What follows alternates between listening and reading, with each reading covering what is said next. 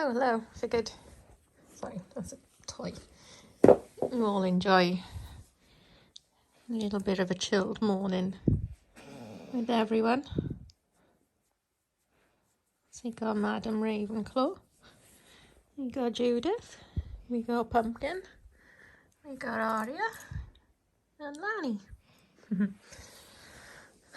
So anyway, it's a topic that's coming up fairly regularly on the Dalmatian groups, and that is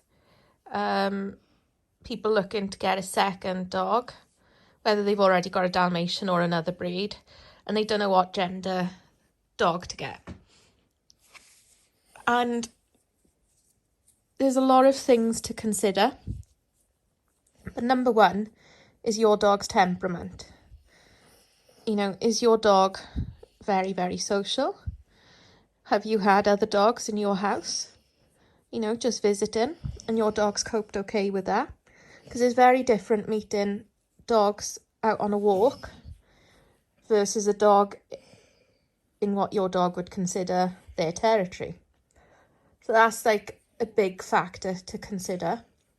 And it might be worth, you know, speaking to somebody that you know your dogs get along,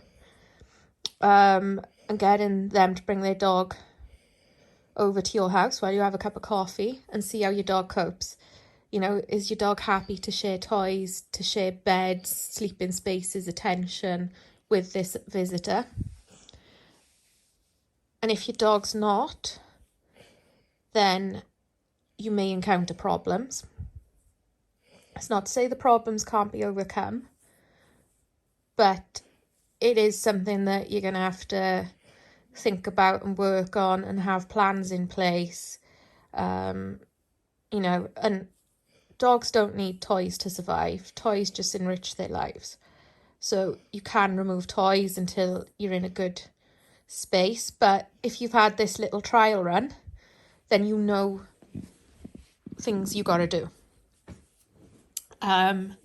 So that's like number one. Then, is your dog spayed or neutered? Depending on if you've got a male or a female. If they are, then that's one factor less that you need to take into consideration.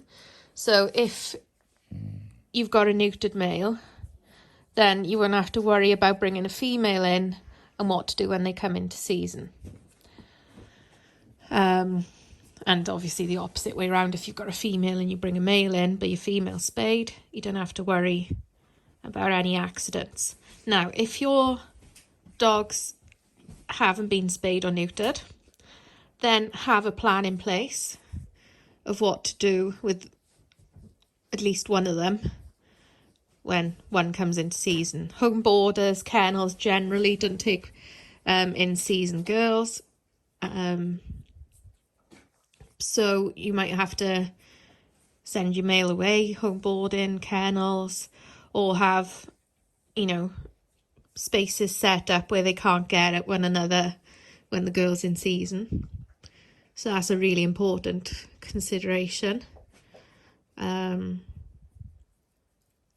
then think about the age of your dog as well. And if you've got a really quite young dog, or the puppy will be close in age to the dog you've already got, then it's probably easier to have one of the opposite sex. So like Phoebe and Lanny, for example, are very close in age. There's only like a month apart, 5 weeks apart. And they've got along really well together, a lot better than Pumpkin and Raven have. And they're litter sisters. Because basically, like, if they're the same gender, they're going to compete for the same things. They have the same thoughts, same hormones. You know, they're vying for the same position. So you will have an easier time if you have opposite sex parents, if the ages are close together. Now, if the ages are a little bit further apart, then I don't think it's as difficult to introduce members of the same sex. Dad, stop chewing your nails. He's chewing the dew claw on the one foot. So yeah, you got a little bit more room, I'd say. And then if you've already got a mixed pack, so you've got more than one dog and it's already mixed gender, then I think you already know your dogs can share. You already know your dogs can live with another dog without competing. So I think your options are pretty open in that way. There's quite a lot to take into consideration. And I mean, the hardest thing is when you have a girl that comes into season. If you've got a male that's male dog reactive, for example, then they may take to a puppy better because the puppy initially isn't competing for the same things because it's younger. It's not thinking about hormones and mating initially. But then you may come into difficulty once the hormones really kick in. It really does depend on the dogs you've got and what they are like. And I think that puppies that are brought up in a multi-dog household cope better with adding an extra dog than if they've been a single only dog for a few years and then you introduce another member. You know, they're not used to sharing you. They're not used to sharing beds. They're not used to sharing toys, to sharing water bowls, for example. Like Lily used to growl if another dog tried to drink out of this water bowl at the same time as her. Nothing more than a growl, but it was like, it's water. And I have like a washing up bowl for their water because it's bigger. So it just means I'm not filling it up so often. But yeah, she used to growl and I'm like, oh, little pack it in, it's a bit of water. Like, you know, nobody's running out of water. But yeah, you've got to be prepared to manage situations as well. So, you know, I know my pack's hierarchy and Nala is queen, Nala's boss. Nala enforces the rules. And if everyone's respectful for Nala, to Nala, I've got a peaceful life, I got a peaceful household, I got a peaceful pack. Between Pumpkin and Raven, Pumpkin's boss. So as long as Raven is respectful enough towards Pumpkin, I don't have any issues there. Jude is kind of above the younger members of the pack, but nobody really respects her. So like if one of them tried to like lie right next to her, put their head on her now, she'd growl at them and they don't pay her any attention when she growls at them. So nobody really respects you, do they, Jude? No, nobody listens to you. But basically, I know who can cause trouble and who can't. And, you know, if Raven is annoying Pumpkin and not, you know, being respectful and submissive to Pumpkin, then I tell Raven, I call Raven to me, I sort of split them up, I calm them down to stop any situations escalating, and that's what you've got to be prepared to do. Dudley! That's...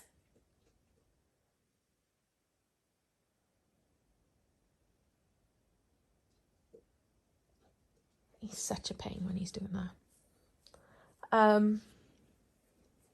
So, yeah, you've got to be prepared to manage these situations. You've got to be prepared to keep an eye on situations, to watch and be prepared for potential issues. You've got to be able to read the dog's body language really well.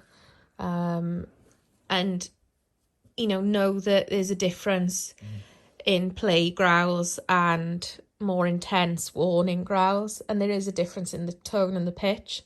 But until you've experienced and encountered both, you won't know. You got to know these situations to know when, they're growling over a toy, when it's play growls, when it's, I'm getting cheesed off, I want this toy now, back off. So yeah, you've got to be able to read situations well to stop any issues, prevent any issues.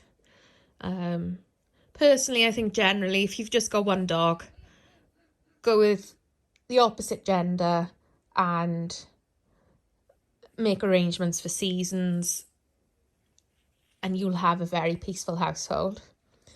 It's not to say two males can't live together. It's not to say multiple females can't live together. You think, I got 3 boys and I got 6 girls. So obviously multiple members of the same gender can live together. But I manage the pack well, and I know the dog's limits.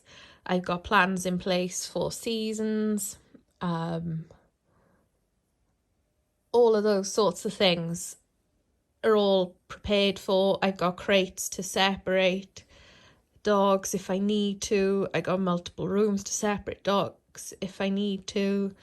I got all of this stuff already in place.